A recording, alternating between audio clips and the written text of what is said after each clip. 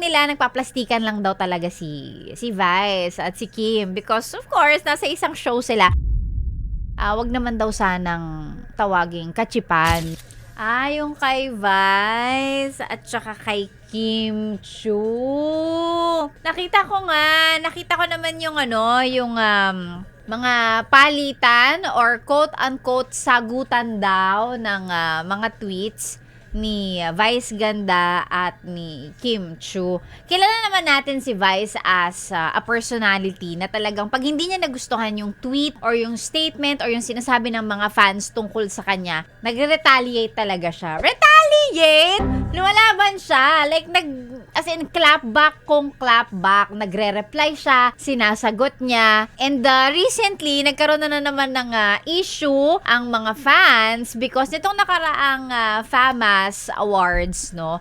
May tinanggap na award si Vice on behalf of It's Showtime. At doon sa kanyang speech, nabanggit daw niya lahat ng host and even yung mga bagong host nung noontime show ay na-mention niya maliban sa nag-iisang host na si Kim Chu.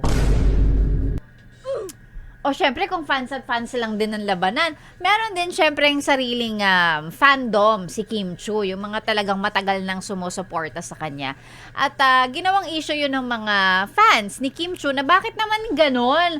Lahat daw ng mga co-host niya, nabanggit niya, si Kim Chu hindi. Inakusahan ng mga netizens or ng mga fans, no, ni Kim Chu, si Vice Ganda as someone na may favorite daw. Favoritism. Kasi, ba't ganun? Bakit si Kim hindi mo nabanggit? Para bang sinadyang ma-left out at hindi ma-mention si Kim Chu doon sa speech, ganyan. So, syempre, ang Vice, na parang, ano ba naman kayo? Hindi ba pwedeng kasi tao lang ako at nakalimutan ko yon. So, nag-tweet siya ngayon and na-mention ni Vice na ang toxic, entitled, kachipan, yung ganitong level na talagang gagawan ng issue kahit wala naman. So, may tweet na ganun si Vice. Nag-tweet pa nga siya na sana daw ay wag magalit ang kamag-anak ng kanyang nanay kasi hindi niya nabanggit yung nanay niya doon sa speech. May mga pag ganun.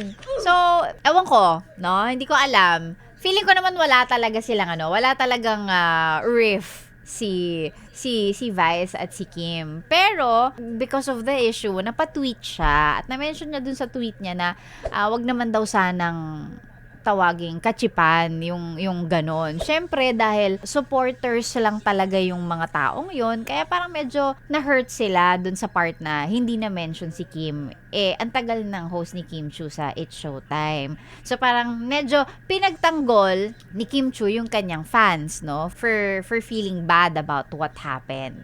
Dahil doon, nag-tweet din ngayon nag-tweet din ulit itong si Vice na para bang, bakit parang parang tinotolerate, parang ganyan ang dating, parang tinotolerate daw ni Kim Chu yung toxicity at yung ganong attitude ng mga fans, ganyan. Pero nag-tweet naman na rin si Vice na hindi naman daw sila nag-aaway at nag-uusap naman sila, nag-uusap sila, no? Hindi natin alam, may mga taong nagsasabi na feeling nila nagpaplastikan lang daw talaga si Vice at si Kim because of course nasa isang show sila.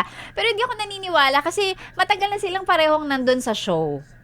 Ano pang ginagawa mo dito, ha? Sinasabi ko na nga ba eh. Solid yes friend ka talaga. Dahil nandito ka na rin lang, sige na, mag-like at mag-comment ka na. Mag-subscribe ka na rin at i-click ang notification bell Para mapasali ka sa mga kalokohan namin. Bawal na bawal mag-no dito, ha? Kasi yes to yes!